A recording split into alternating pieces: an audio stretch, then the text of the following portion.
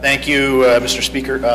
Further to some of the comments made through the delegations, we'll take that under advisement and have those matters looked at in terms of some of the parking stubs that were, I guess, collected on different hours that are there.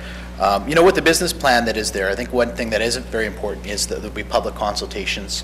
That's a part of this process. So you are, the business plan will go through, but there'll be no changes until we hear back from the public on it. The two big elements, of course, are in terms of some of the demand parking areas that are there.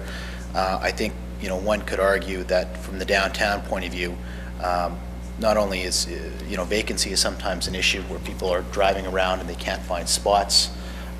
What the Parking Authority believes is that, and this is bared out through some pilot projects that they've done through the Health Science Center and also through St. Boniface, that if you do change the parking structure, the fees that are there, it leads to stall turnover, which I think is important with the biz areas that's there. I know at committee when the acting CAO, anyways, I forget the actual terminology, but when Randy came in and made his presentation to us, they showed that there was some benefits in certain high demand areas to changing some areas with that. So I said I'd be more.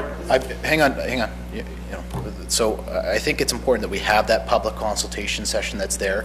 My understanding is that Mr. Stefano Grande, who represents the downtown biz, the business owners, tend to be very supportive of the changes in terms of some parking fees. With that being said, I've received a lot of calls from residents maybe that are going downtown that have some concerns of whether they'll go downtown. That's a part of it. So I really want to see what comes out of the public consultation sessions.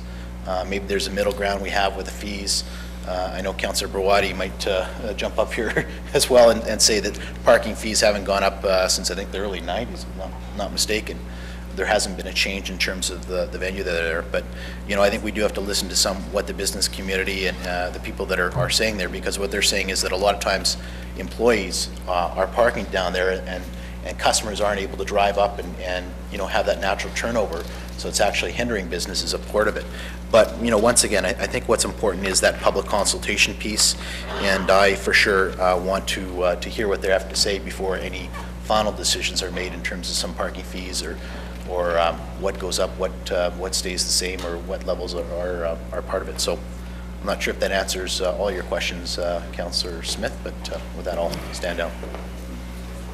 Councillor.